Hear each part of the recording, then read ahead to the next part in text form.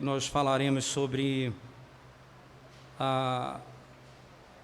qual é o propósito do matrimônio, ou os propósitos do matrimônio, não é um só, são vários. E o segundo, os benefícios do matrimônio, tá certo? Vamos falar propósitos hoje e no próximo domingo os benefícios, se Deus permitir.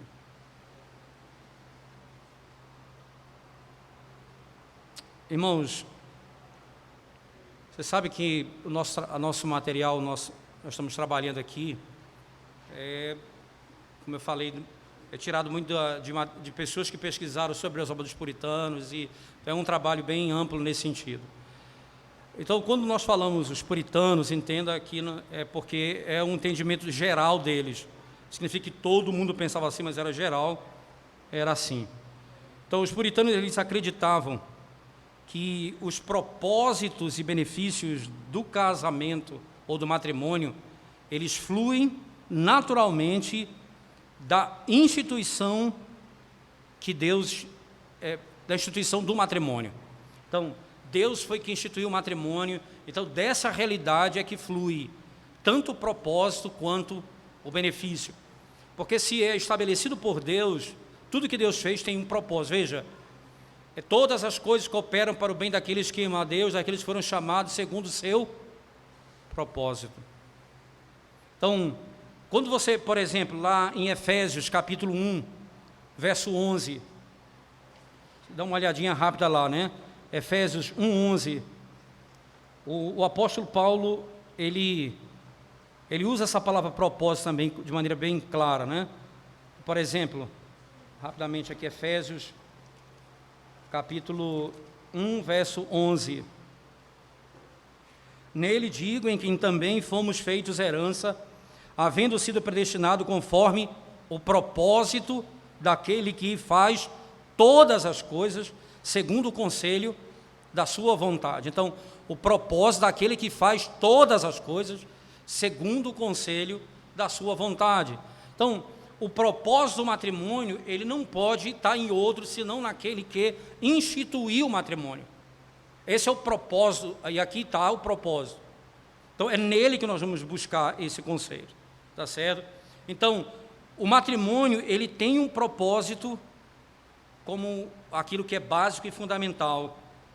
Tudo aquilo que foi criado por Deus foi feito com um propósito, certo? Foi feito com um propósito. Como eu vou me beneficiar desse matrimônio, irmãos, ou como isso é beneficiar a humanidade, né?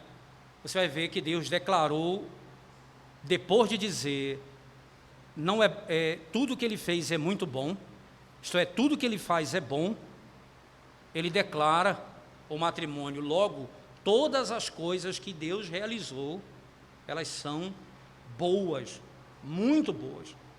Então, ela tem um propósito e ela tem benefício. Se tudo que Ele faz é muito bom, tem benefício. Não pode ser bom sem ter benefício, né? Então, eu vou ter propósito no matrimônio e benefício. Então, da presença e da instituição divina do matrimônio que vão fluir tanto o propósito quanto os próprios benefícios. Então, hoje, nós vamos começar falando dos propósitos do matrimônio, ok? Os propósitos do matrimônio. Ainda os puritanos acreditavam em 3 propósitos principais pelos quais Deus instituiu o matrimônio, né? 3 propósitos principais pelos quais Deus instituiu o matrimônio. Qual é o primeiro, né? Para e benefício de uma boa companhia, para o companheirismo. Nós vamos ver que antes dele dar a ordem, dizendo, crescei e multiplicai, porque isso só é feito depois que ele cria Eva, mas ele, antes de criar Eva, ele disse, não é bom que o homem esteja só. Então, ele cria o matrimônio para que o homem não esteja só. Companheirismo. Companheirismo. Segundo propósito do matrimônio, irmãos, procriação de filhos. Geração de filhos.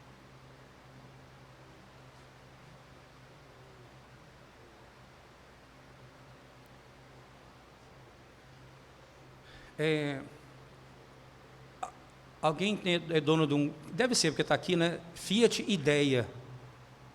Ok, já achamos. É porque alguém precisa sair. Obrigado. Irmãos, primeiro propósito, companheirismo. Segundo propósito, procriação. E terceiro propósito, esse vem depois da queda, que é evitar o pecado, ou a fornicação, nos livrar do pecado, nos conduzir para longe do pecado. Então, 3 coisas básicas, 3 propósitos: companheirismo, filhos e nos auxiliar na luta contra o pecado, fugir do pecado. Então, nós vamos primeiramente para o nosso primeiro passo, né? Que é o companheirismo. Vamos lá, irmãos. Companheirismo. Como nós falamos, preste atenção nisso, Deus disse: não é bom que o homem esteja só. E nós vamos falar um pouco sobre companheirismo, matrimônio e a solteirice, né? Vamos tentar mostrar aqui a relação entre as duas coisas, como isso é importante nesse entendimento. Veja, o homem foi criado em resposta a um conselho deliberado em Gênesis. A Trindade reunida disse: façamos o homem a nossa imagem, segundo a nossa semelhança. Assim também a mulher, veja bem, ela foi feita segundo o conselho deliberado em Gênesis 2:18. Não é bom que o homem esteja só. Não é bom que o homem esteja só. Eu farei uma auxiliadora que ele seja idônea. Dessa maneira, a primeira causa da criação do homem foi para que, ou melhor, para a criação da mulher, foi para que o homem não estivesse só. Essa é a primeira causa. Deus decidiu, era melhor, veja só, para o homem perder uma costela do que não ter uma esposa. Era melhor perder uma costela do que não ter uma esposa. É melhor faltar parte de si mesmo do que ter a segunda parte que me faria todo completo. É melhor perder uma parte de mim do que a outra parte que me faria completo, não é? Me faria completo. Então, o matrimônio, irmãos, o casamento foi ordenado em resposta a uma necessidade natural. Um puritano explicou da seguinte maneira: Eva foi dada como esposa para evitar a inconveniência da solidão, significada nessas palavras: não é bom para o homem ficar só. Não é bom para o homem ficar só. É como se tivesse dito: essa vida seria miserável e seria desprazerada para o homem se o Senhor não desse a ele uma esposa que pudesse acompanhá-lo nas suas angústias e nas suas dores. Ainda o puritano afirmou: se não é bom para o homem estar sozinho, então é bom para o homem ter uma companhia. Se não é bom para o homem estar sozinho, é bom para o homem ter uma companhia. Por isso podemos afirmar, irmãos, como Deus criou um par de todas as coisas, Ele criou um par segundo a natureza delas. Deus fez a companhia do homem de acordo e de tal maneira que essa companhia seria a sua segunda metade. A sua segunda metade. E que seria unida a ele em amor. Seria útil para a procriação da semente. Seria útil também para que em todas as suas atividades ela estivesse presente com ele. E assim, de modo claro, fosse extremamente conveniente para ele. Deus estabeleceu uma companhia para o homem. Então alguém poderia dizer, não há espaço para a vida de solteiro. A solteirice não é boa. Então a solteirice, ela tem uma falta, ela me faz perder uma grande parte da minha vida, ou não ter prazer como o Senhor estabeleceu. Alguém poderia pensar, então, que o celibato não agrada ao Senhor em nada. Lembre-se, irmãos, no início da igreja em Corinto, e nós já pregamos, e era essa a tônica da mensagem, eu lembro muito bem. Era um contexto histórico, era um contexto específico, era um contexto específico de sofrimento. Naquele período, quando no início da igreja, no período do Novo Testamento, não é? Quando a igreja, antes de ter sido espalhada, e seria espalhada, ela seria quebrada em pedaços, por meio de perseguição. Muitos entenderam, e Paulo aconselhou, que seria mais prudente viver uma vida solteira do que ser casado, por causa da dureza, por causa do sofrimento que a família passaria quando elas fossem tomadas pela força, destruídas pela força. Em tempo de perseguição, o matrimônio poderia ter se tornado um impedimento acidental para a disseminação do Evangelho. Isso chamou o homem ao confinamento nas suas obrigações domésticas, porque ele tinha que viajar, ele tinha que fugir, você tinha a pobreza, você tinha o martírio. Era tanta luta nesse período, que viver casado nesse contexto era um empecilho para que o Evangelho pudesse até mesmo chegar em outras regiões, porque o homem não poderia deixar sua família. Puritano Taylor disse certa vez, né, ele diz, durante esse período, o apóstolo Paulo recomendou as vantagens de uma vida solteira, não por mandamento do Senhor, mas pelo espírito de prudência, para as necessidades daquele momento, e com o objetivo de avançar, irmãos,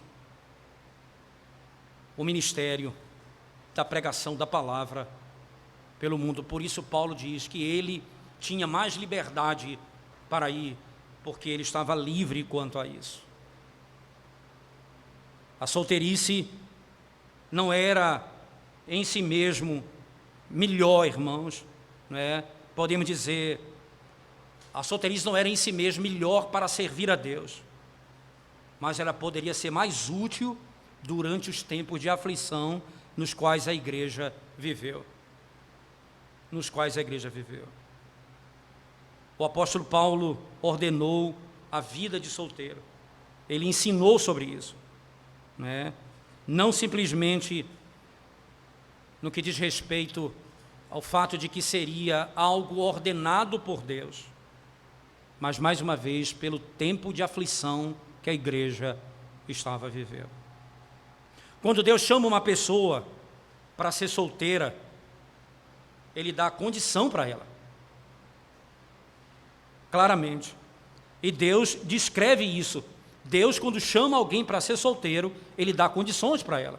Abra sua Bíblia, por favor, lá na primeira carta de Paulo aos Coríntios, capítulo 7, por favor, versículo 35. Primeira carta de Paulo aos Coríntios, capítulo 7, versículo 35. Diz assim um texto sagrado: e digo isto para proveito vosso, não para vos enlaçar, mas para o que é decente e conveniente, para vos unirdes ao Senhor sem distração alguma. E ele usa essa expressão para que você ficasse sem nenhum impedimento. Você pudesse ir, vir, viajar, fugir. Era por esse motivo que eu estou exortando vocês. Era necessário. Mas não era, casar não era algo que Deus de dizer, se você casou nessa época, você pecou. O que ele está dizendo é, uma pessoa casada num período como esse, ela é dividida entre atender sua esposa e servir ao Senhor.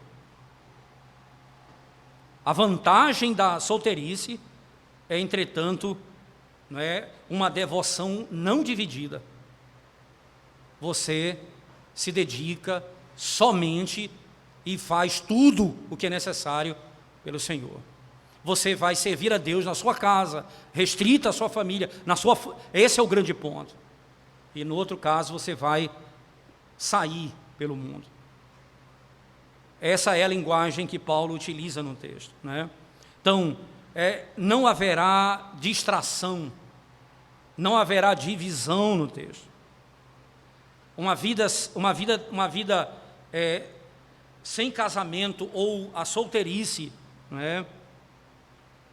Ela tem em si, irmãos, a simplicidade dos sentimentos e mais espaço para a religião, se ele usasse a solteirice para esse fim.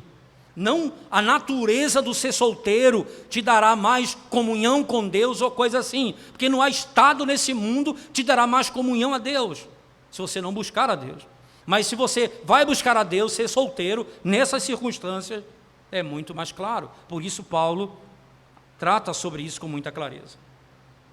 Entretanto, no meio disso tudo, casamento ainda é recomendado. Veja, Hebreus 13, 4, nós já citamos isso, mas vamos mais uma vez, Hebreus capítulo 13, versículo 4. Veja o que diz o texto sagrado: venerado seja entre todos o matrimônio. Veja, irmãos, e não pense que a igreja na carta aos Hebreus não era menos perseguida que no período de Paulo.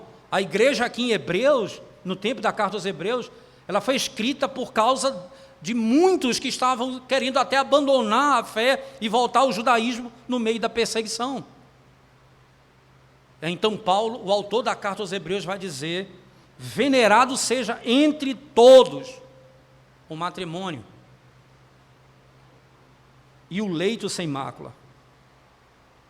Interessante, digno de honra entre todos o matrimônio. No meio de tudo isso, essa é a declaração bíblica como ordenação.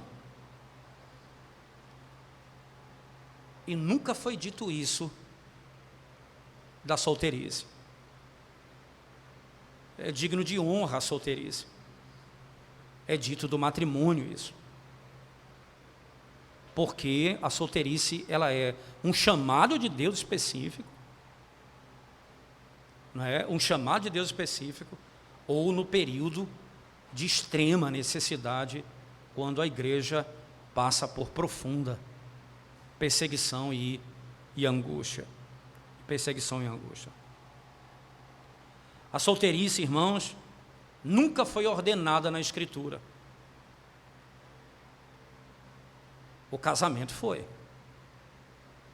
Na mesma carta de Paulo aos Coríntios, no capítulo 7, verso 9 e 36, veja, 7 e 9, ele diz: mas se não podem conter-se, casem-se, porque é melhor casar do que viver abrasado. Verso 9. Agora, verso 36 do capítulo 7. Mas se alguém julga que trata indignamente a sua virgem, se tiver passado a flor da idade, e se for necessário, que faça o tal que quiser, não peca, casa em si. casem-se. Enquanto o matrimônio tem as suas dificuldades,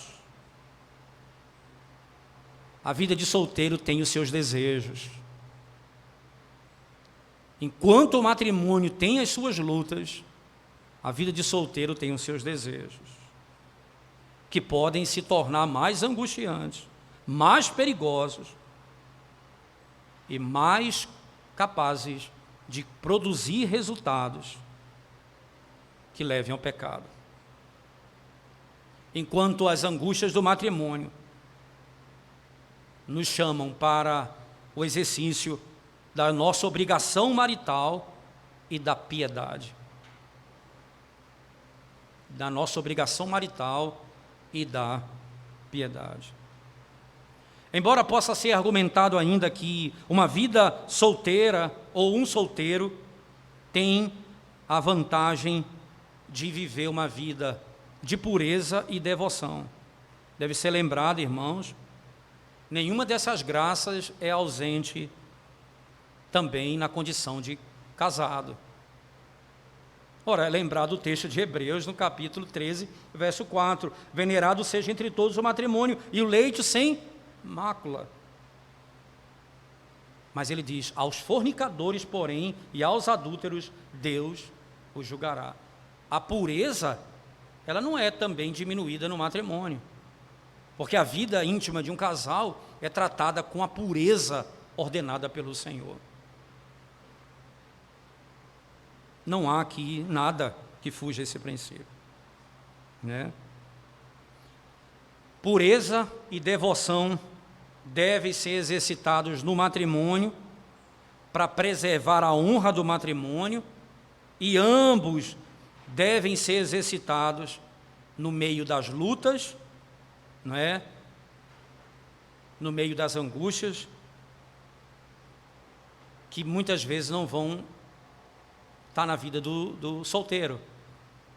O solteiro não vai passar por muitas angústias que um casado vai passar.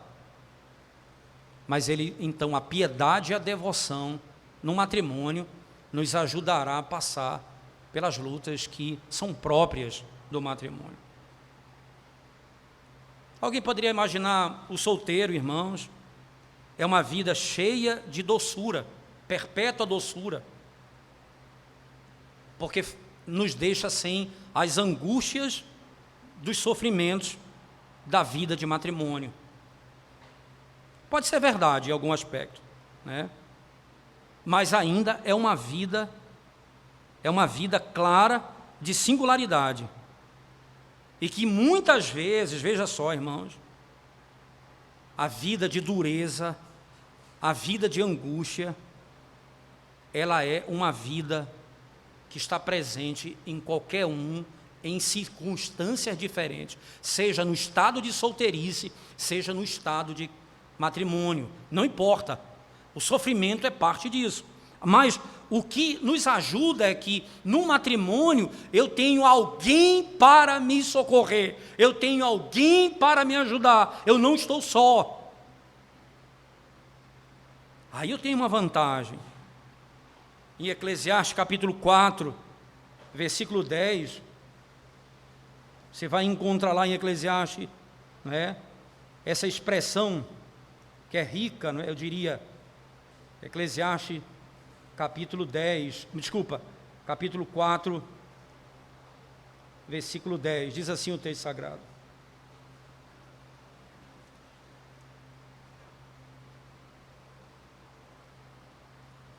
porque se um cair, o outro levanta o seu companheiro, mas ai do que estiver só, pois caindo não haverá outro que o levante.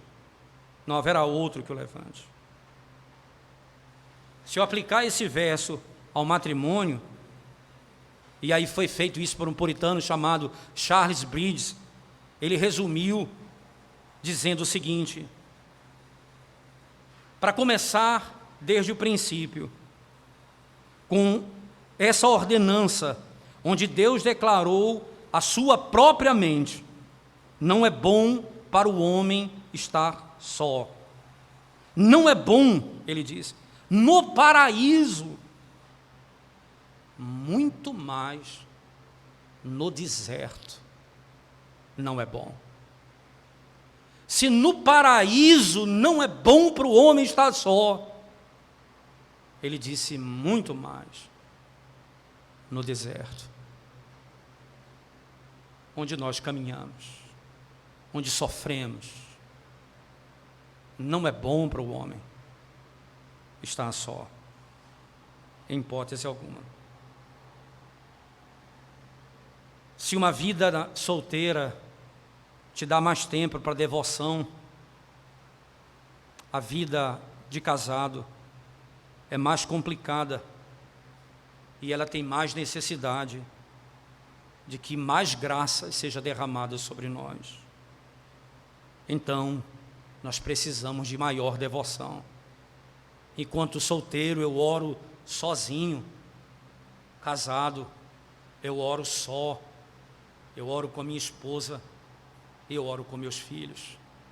Eu oro muito mais. Muito mais. Porque, sem dúvida, as lutas são assim. Preste atenção, irmãos, o que um dos puritanos fala acerca da vida de solteiro. O que pode uma mulher solteira saber de submissão ao seu marido, como ao Senhor? E como pode um homem solteiro saber de amar a sua esposa como Cristo amou a igreja? Como pode um homem no celibato saber das obrigações de pais e o exercício do amor para com os seus familiares? O que pode saber? O que pode uma pessoa solteira saber do privilégio de ser o lugar onde serão formadas as sementes que habitarão os céus? O que pode saber? De muitas maneiras, o matrimônio é reconhecido como uma bênção excelente da parte do Senhor. Enquanto o matrimônio tem os seus espinhos, todo relacionamento dessa parte daqui dos céus tem também. Todo e qualquer relacionamento dessa parte dos céus tem os seus espinhos. Esse mundo, irmãos, é um deserto em que cada condição é tratada por meio de sofrimento e aflições por causa do pecado.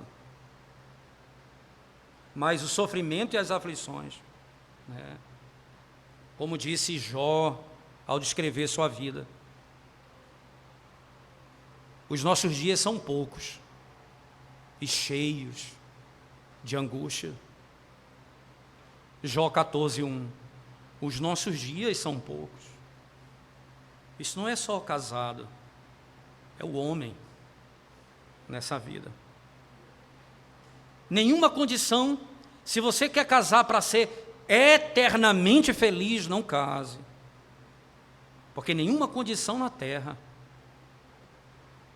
é inteiramente feliz. Se felicidade significa livre de sofrimento. Mas o casamento tem essa vantagem particular, irmãos. Nos tempos de aflição, por causa do companheirismo, nós temos a quem socorrer, quem nos socorrer. Deus juntou dois para que nessa caminhada de tanta dor nós possamos auxiliar um ao outro até chegarmos ao céu. Embora a corrupção do homem tenha enchido o matrimônio, e em cada estado da vida, assim como o matrimônio, a corrupção alcançou. Entretanto, desde o princípio, não foi assim. O Senhor disse: não é bom que o homem esteja só. Não é bom que o homem esteja só. Nada disso pode nos fazer, como diz o texto de Eclesiastes, ai do homem que está só. Pensamentos e cuidados e temores virão a nós, principalmente porque não há ninguém para ajudá-lo. E você imagina, é como um ladrão que volta a casa que não tem mais nada para roubar. Não há ninguém para socorrer, a casa está entregue. Podemos ter amigos que nos ajudem no tempo de dificuldade, mas falta a intimidade de um matrimônio. Um homem casado tem uma companhia que entra no coração dele, participa de tudo que acontece com ele, é tocado por todos os sofrimentos dele, e ele faz tudo o que está em seu poder para adoçar a condição do outro. O sofrimento do outro é grande, e ele tenta adoçar a amargura do momento.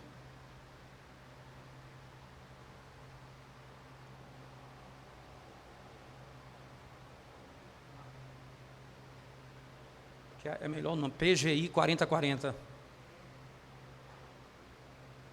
Ainda bem que sabe o número da placa, né? Melhor saber o nome do carro. Se fosse eu saberia também, mas outro não saberia. Mas vamos lá, irmãos, preste atenção nisso, né? Uma esposa ajuda o homem a ter filhos e criá-los. Ajuda a ordenar a prosperidade e a suportar a adversidade. Ajuda-o na saúde e na doença. Ajuda em toda a vida, até mesmo na morte. O matrimônio tem o seu propósito, e o primeiro dele Deus sabia: companhia. Nós devemos dar graças a Deus, irmãos, porque nós podemos esperar no tempo do matrimônio, que no meio do sofrimento, o Senhor proveu uma auxiliadora e um auxiliador, um socorro, alguém próximo comigo, que me ajuda nas minhas lutas. Me ajuda nas minhas lutas. Antes de ter filhos, antes de ordenar, crescer e multiplicar, ele disse: não é bom que o homem esteja só.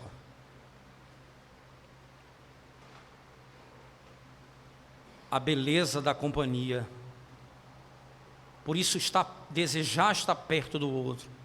Eu preciso fazer do meu casamento harmonioso. Eu preciso viver em paz com o meu cônjuge. Preciso ter harmonia no meu lar. Literalmente. Segundo grande propósito, procriação. Primeiro propósito, matrimônio, companheirismo. O segundo propósito, procriação, né? Lá em Gênesis capítulo 1, verso 28,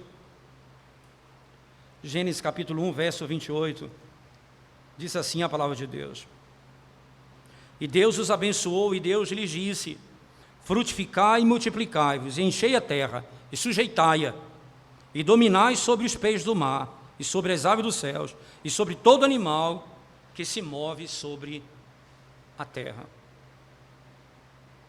O segundo propósito do matrimônio é procriação.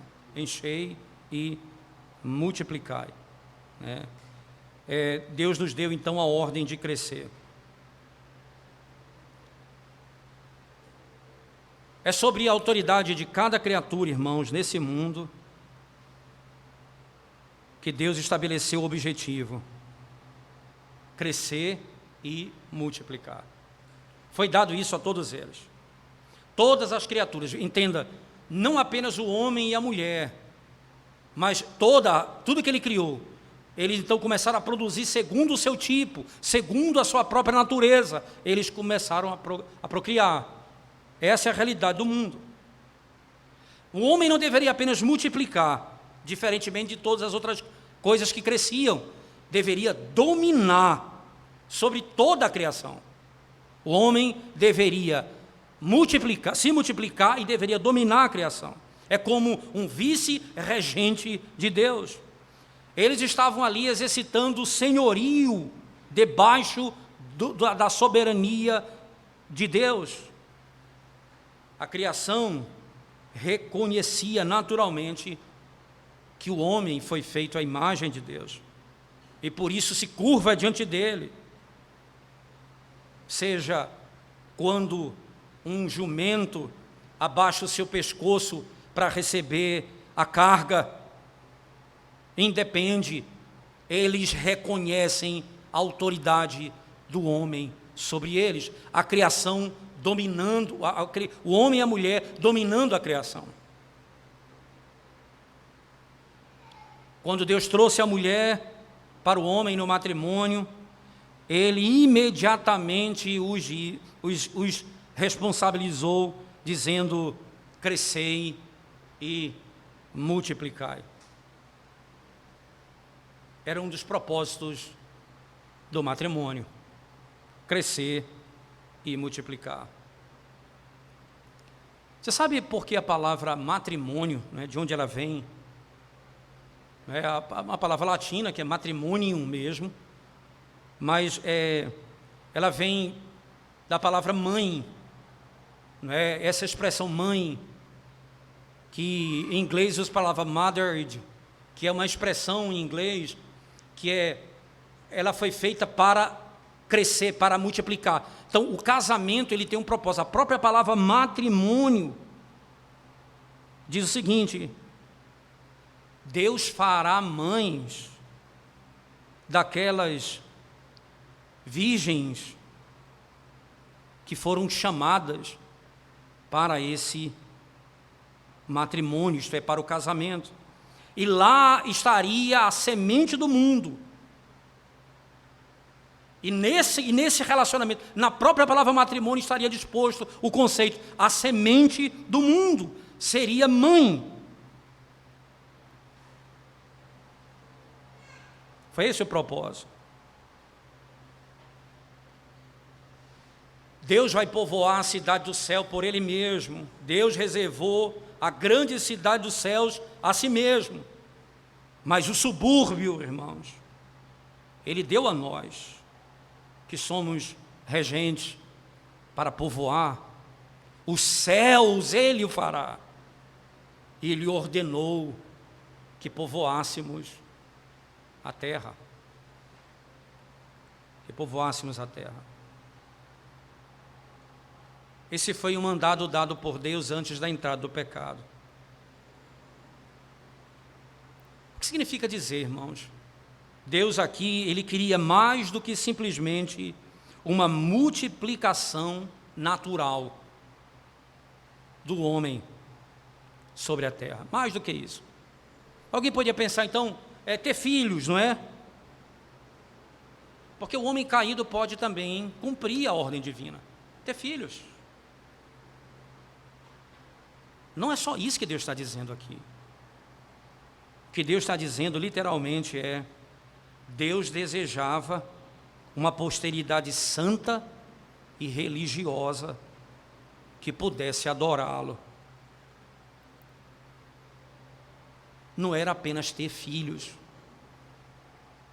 Se Ele ordena isso antes do pecado, é para que os filhos crescessem na realidade sem pecado, para, como Adão e Eva, servirem a Deus por toda a vida. Era esse o propósito. Esse não foi o mandamento dado depois da queda, porque o propósito não é simplesmente ter filhos, é a santa semente. É a santa semente. Abra sua Bíblia comigo, em Malaquias 2, verso 15, texto que nós já elaboramos um pouco, mas voltaremos a ele. Malaquias capítulo 3, verso 15. Desculpa, capítulo 2, verso 15. Diz assim: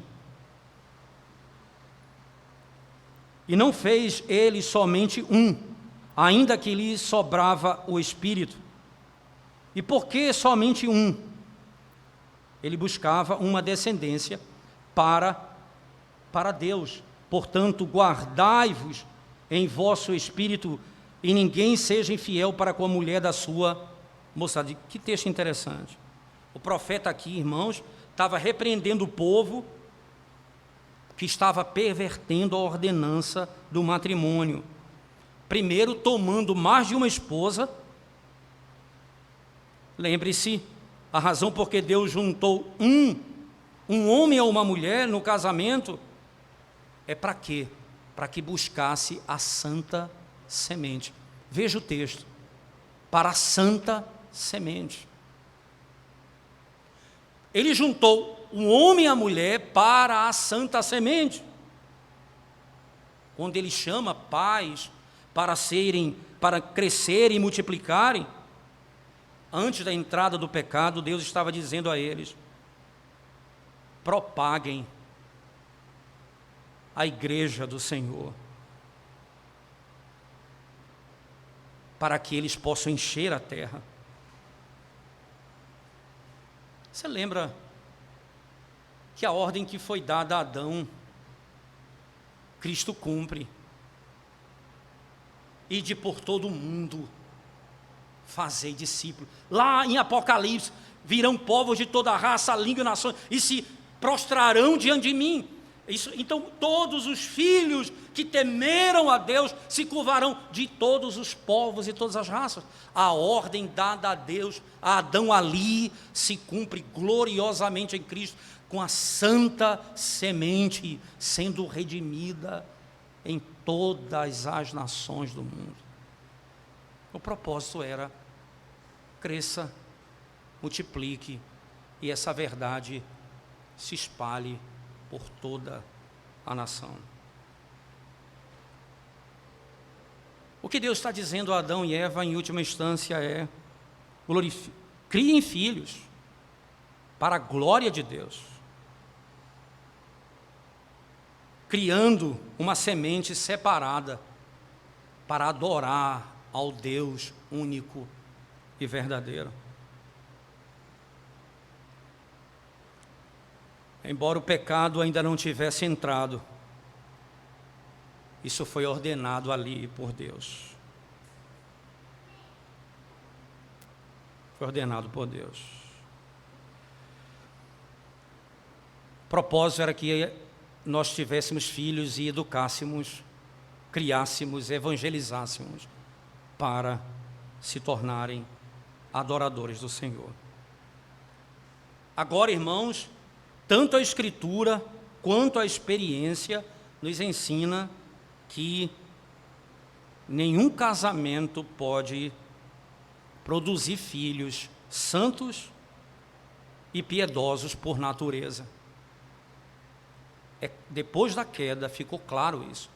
Ninguém pode, por natureza, produzir filhos santos. Porque todos nós nascemos em pecado, todos nós somos filhos da desobediência, somos filhos da ira. Todos que nascem depois da queda de Adão, nascem em pecado. Lembra que Deus disse: façamos o homem conforme a nossa imagem, conforme a nossa semelhança.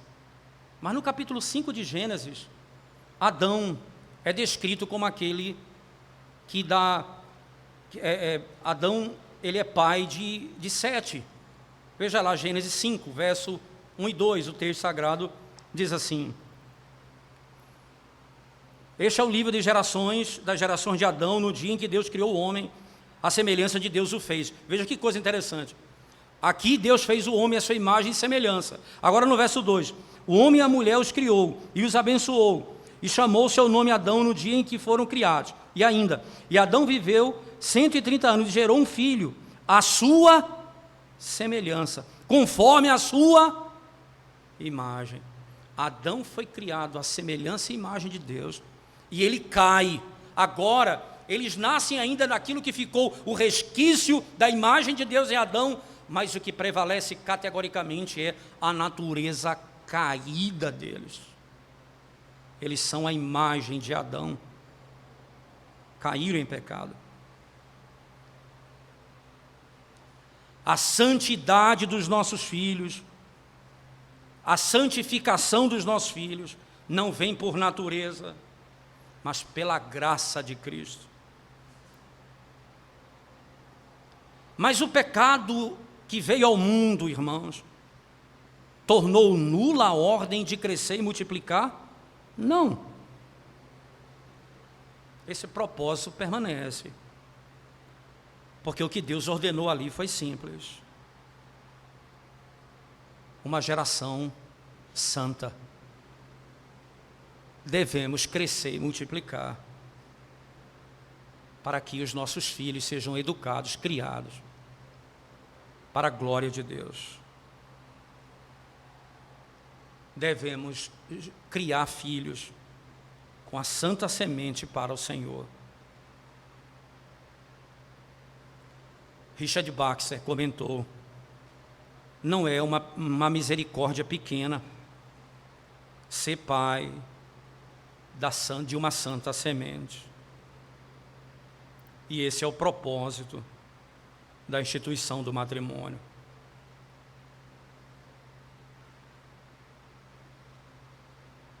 Não é somente crescer e multiplicar, é gerar filhos, santa semente, para adorarem a Deus verdadeiramente. Verdadeiramente. É por isso, irmãos, que os crentes não podem se casar com descrentes. Não pode fazê-lo. Não foi para isso, e é por isso que é condenado na Escritura categoricamente o casamento misto. Você não espera de pais incrédulos que seus filhos sejam educados no temor do Senhor. Mas se os pais são crentes, eles devem educá-los no temor do Senhor. Verdadeiramente. Deus expressou, irmãos, a sua vontade dizendo de ser o Deus e o Deus do seu povo. Ele fez isso no batismo. Quando criança, Deus disse: você pertence ao meu povo.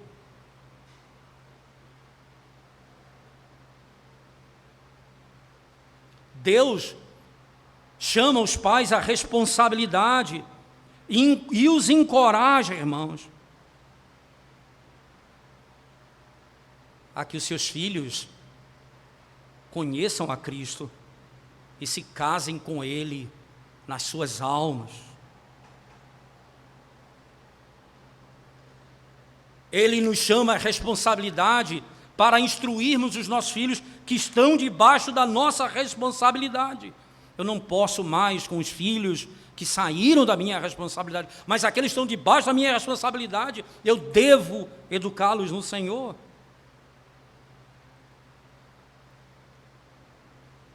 E eu sei, é a graça de Deus somente que salva. É a graça que faz o meu filho santo. É a graça que vai fazer com que o meu esforço o Senhor possa usar por misericórdia para ver os meus filhos aos seus pés, servindo a Ele verdadeiramente.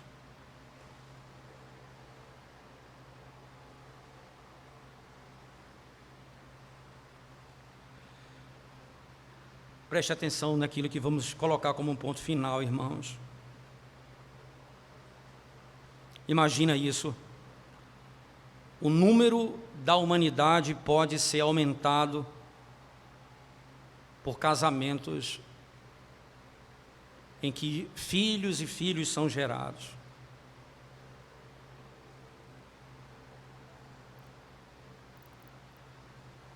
Mas você imagina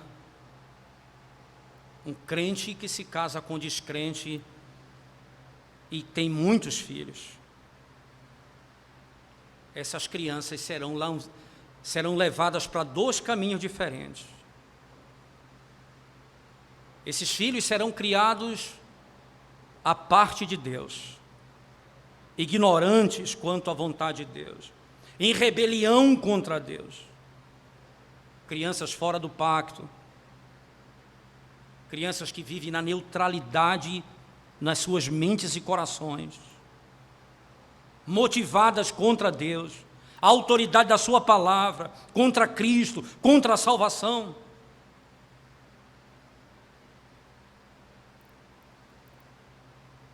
Crianças que nascem no meio da rebelião.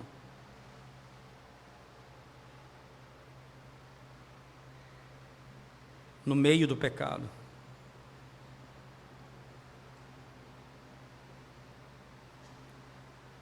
Precisamos, enquanto Deus nos deu semente, criar os nossos filhos para serem adoradores. E aí, irmãos, esse ponto eu quero encerrar dizendo: aqui repousa um grande e terrível problema. Quando os pais não trazem seus filhos para adorar a Deus. Por mais que você assista ao culto de casa, irmãos, vocês estão criando seus filhos longe da presença do Senhor e da comunhão dos santos. Depois, não reclamem quando eles entenderem que aprenderam com os pais que tem coisa mais importante nessa vida do que adorar a Deus.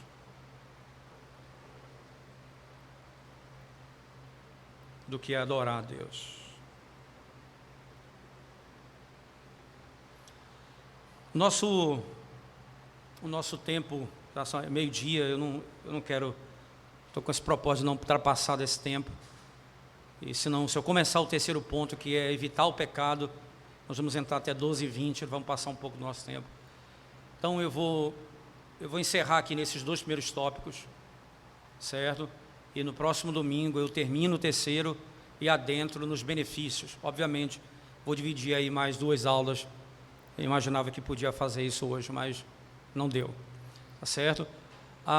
Alguma pergunta, alguma dúvida desses 2 primeiros pontos, irmãos? Por favor, alguém tem alguma dúvida, pode fazê-lo.